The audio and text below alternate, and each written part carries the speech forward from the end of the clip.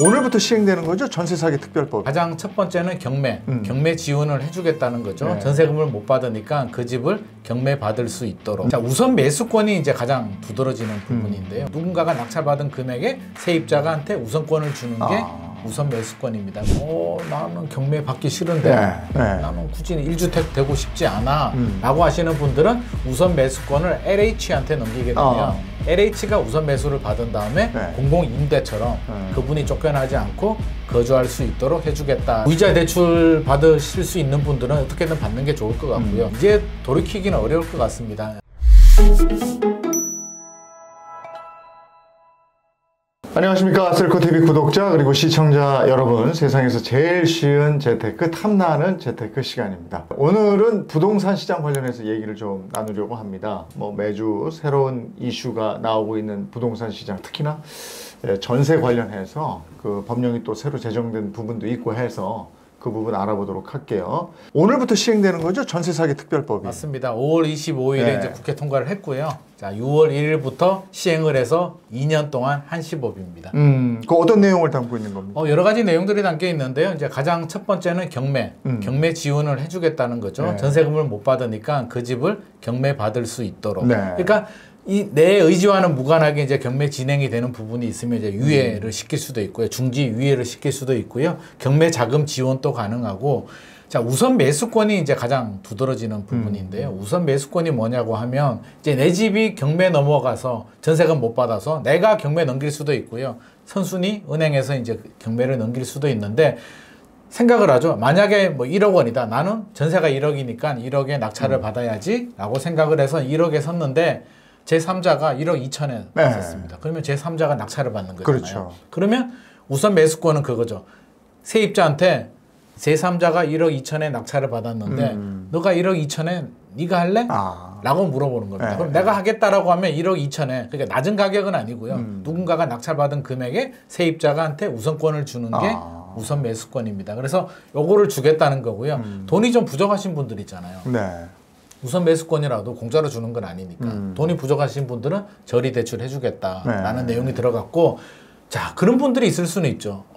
나는 경매 받기 싫은데 굳이 사기당한 집에 난 돈을 받고 싶지 나는 굳이 1주택 되고 싶지 않아 라고 하시는 분들은 우선 매수권을 LH한테 넘기게 되면 LH가 우선 매수를 받은 다음에 공공임대처럼 그분이 쫓겨나지 않고 거주할 수 있도록 해주겠다라는 내용이 첫 번째 이제 경매 지원 내용이고요.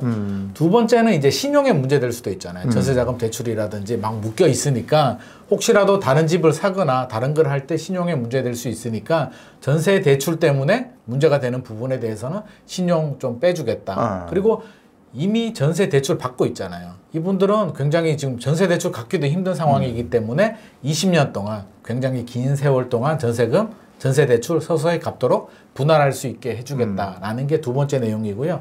세 번째가 저도 좀 이제 도움이 좀 되지 않을까 하는 생각도 살짝 드는데, 우리 최우선 변제금이라고 있거든요. 최우선 변제금이 뭐냐면, 자, 이제 집이 경매 넘어가게 되면 대부분 세금 체납을 많이 하거든요. 재산세, 종부세 세금 체납을 하면 항상 국가가 먼저 가져가죠. 1순위로 이제 국가가 체납된 세금을 가져가고 2순위는 은행. 먼저 나보다 세입자보다 먼저 선순위로 잡은 은행이 가지고 가게 되고, 세 번째 세입자가 가져가는데 1번, 2번 다 가지고 가고 남는 돈이 없으면 세입자가 가져갈 돈이 없잖아요. 그래서 이거 너무 가혹하다라고 해서 최소 금액 정도, 서울 기준에서는 보증금 1억 6,500만 원 이하면 5,500만 원까지는 1번, 2번 니들 잠시 있어봐. 세입자한테 먼저 좀 5,500이라도 먼저 주자 라고 먼저 주는 게 최우선 변제금인데요. 이 최우선 변제금 대상이 안 되는 분들이 꽤 많이 있습니다. 보증금 기준 넘어버리게 되면 안 되기 때문에 특별법에서는 최우선 변제금을 못 받는 분들, 최소한의 이 정도 금액조차도 보장을 못 받는 분들은 무이자 대출해 주겠다라는 내용이 들어가 있습니다. 그래서 무이자 대출이라도 받아서 좀 한숨 돌려라 라는 입장이고요. 진짜 생활이 힘든 분들 있잖아요. 생계가 어려운 분들은 월 생계비 162만 원, 의료비 300만 원 정도 긴급 지원을 좀 해주겠다. 이 정도 네 가지 내용이 들어가 있습니다. 내가 지원 대상이 되는지 그 부분도 면밀히 좀 살펴봐야 되겠네요. 요건이 있죠. 다 해주는 건 아니고요. 요건이 있는데 가장 최소한 기본적인 요건이 우리 다 알다시피 대학력, 그러니까 전입신고 하잖아요. 이사할 때. 전세 계약하고 전입신고하고 이사를 해야 되죠. 그렇게 되면 대항력이 갖춰지는데 대항력이라고 하면 집주인한테 전세금을 못 받았을 때 대항할 수 있는 권리가 대항력이거든요. 그래서 전입신고 이사해야 되고요. 그 다음 확정일자라고 봤죠. 확정일자는 반드시 받아야 되는 게 내가 3번이다. 세금 1번, 앞서서 선순위 은행이 2번, 내가 3번, 후순위가 있을 수도 있잖아요. 후순위 은행이 있을 수도 있는데 확정일자를 받지 않으면 후순위한테도 지게 됩니다. 그래서 확정일자는 반드시 받아야 되고요.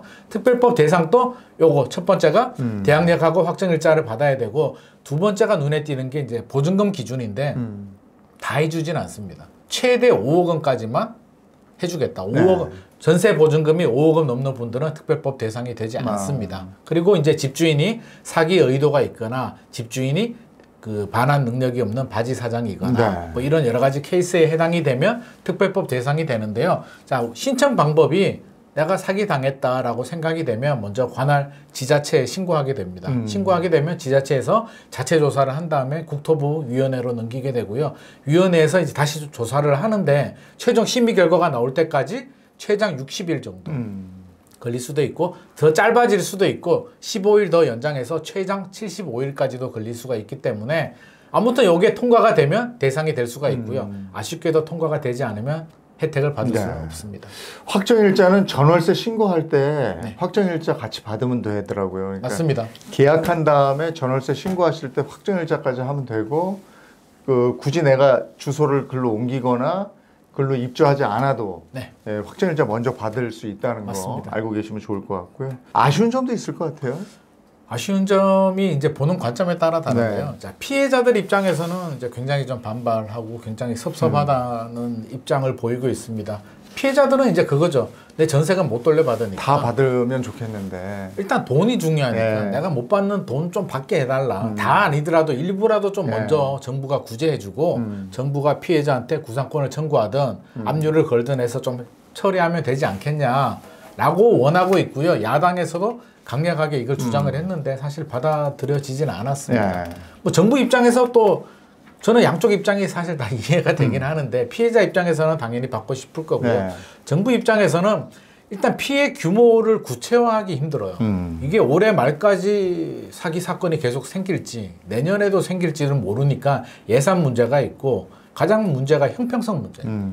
그러면 보이스피싱 당한 사람들은 그분들도 굉장히 억울하고 힘들 텐데 전세 사기 사건 민사 문제인데 정부가 개입을 해서 세금으로 다 구제를 해준다는 문제에 대해서도 아마 굉장한 부담을 좀 느꼈던 것 같습니다. 그래서 이미 이제 특별법 이제 시행이 됐고요. 이제 돌이키기는 어려울 것 같습니다. 아마 피해자 구제의 내용은 이 정도로 이제 마무리가 될 것 같고요. 피해 받으신 분들은 좀 굉장히 아쉽겠지만 무이자 대출 받으실 수 있는 분들은 어떻게든 받는 게 좋을 것 같고요. 저리 대출이라도 시중 금리보다 유리하다면 저는 받고 빨리 이걸 회복하고 극복하는 데 좀 집중을 해야 될 것 같습니다.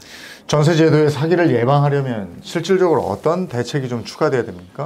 이게 일단 뭐 예방도 중요하고요. 처벌도 중요한데 저는 처벌도 좀 너무 약하지 않나 생각이 들어요. 사기죄 입증하기가 너무 힘들고요. 제 주변에 보더라도 이게 분명히 사기인데 돈을 빌려주고 못 받아서 분명히 사기인데 소송을 걸면 또 이게 안 걸리더라고요. 그래서 그런 경우들이 굉장히 많아서 좀 사기죄 입증도 쉽게 하고 처벌도 좀 강하게 했으면 좋을 것 같고 예방이 중요한데 안심 전세 앱도 이제 2.0이 나왔거든요. 그래서 제가 오늘 설치해가지고 한번 해봤어요. 테스트를.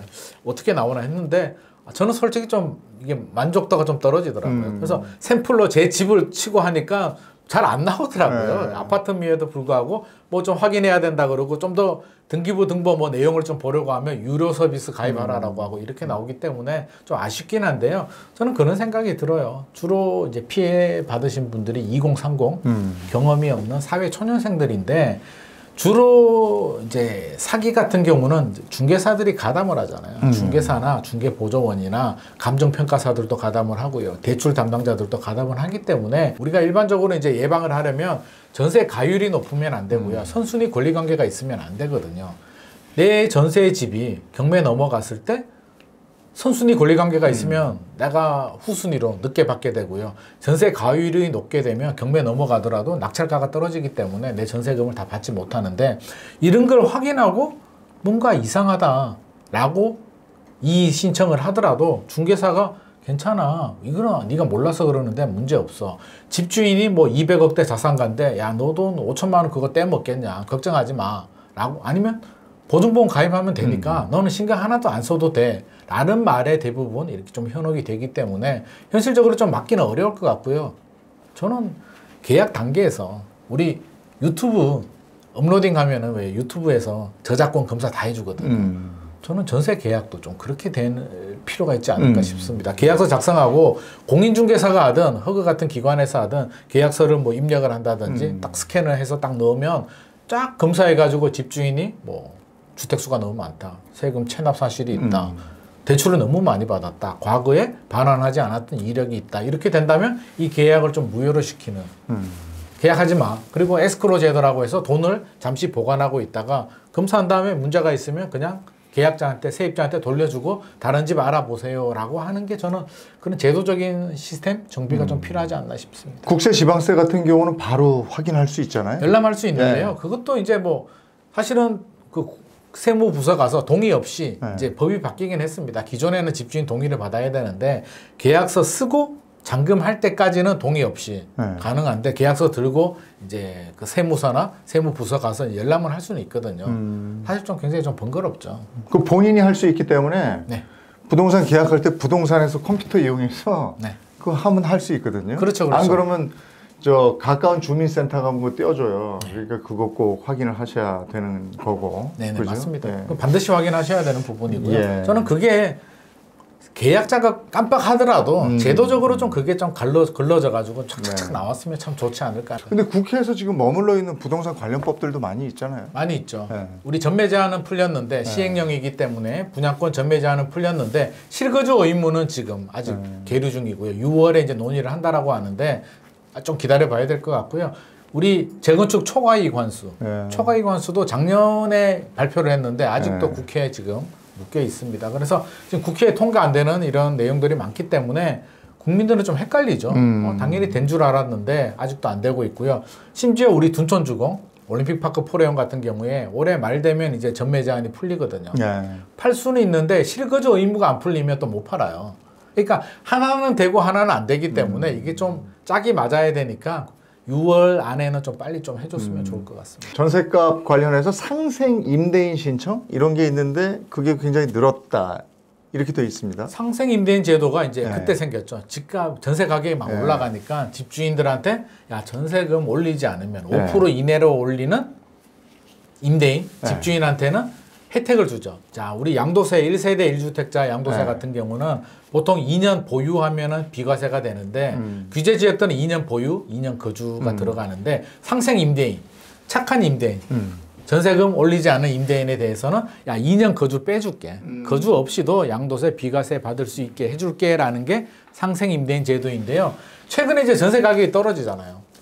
집주인들, 임대인 입장에서 생각을 해보면 5% 이내로 올리면 되니까 어차피 전세금 떨어진 거 이 기회에 상생 임대인 신청을 해가지고 혜택을 받으면 2년 거주 안 해도 되니까 이게 2024년 말까지 한시적으로 혜택을 주는 거거든요. 지금 어차피 전세금 떨어진 거 본의 아니게 많이 못 올리게 됐으니까 상생 임대인 제도를 많이 신청하고 있습니다. 그리고 이게 집값이 다소 오르게 되면 이 상생 임대인 또 혜택이 있다고 그러거든요. 그렇죠. 양도세 혜택이 있는 거죠. 이게 장기 보유 특별 공제도 실거주 의무가 있는데 사실 강남 같은 곳들 지금 규제 지역이 남아 있는 곳들이 강남 3구, 용산구잖아요. 집값이 비싼 지역들은 1세대 1주택자 양도세 비과세는 12회까지밖에 안 해줘요. 나머지 부분에 대해서는 과세가 되는데 그래서 장기 보유 특별 공제가 굉장히 중요하죠. 오래 보유하면 추가로 더 할인을 해주거든요. 양도세 감면을 해주는데 이것도 실거주 의무가 들어가거든요. 상생 임대인 하면 실거주 의무가 안 들어가니까 장기 보유 특별 공제 혜택을 받게 되니까 강남이나 용산에 아파트 가지고 계시는 분들은 또 상당히 도움이 되죠.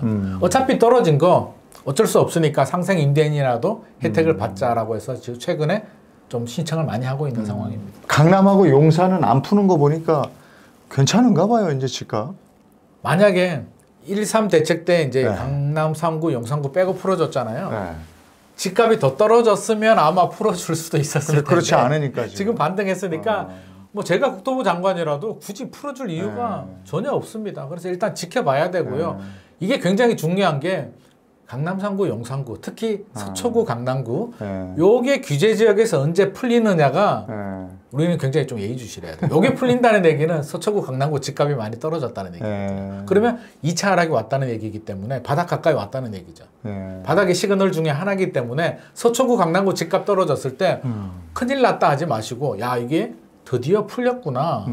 바닥 시그널 하나 나왔구나. 그렇게 생각하셔야 돼요. 집값 관련해서 얘기 잠깐 나눠봤는데 이번 시간에는 뭐 집중적으로 전월세 시장 관련해서 얘기 나눠봤고요. 잠깐 쉬었다 다음 시간 또 이어갈게요.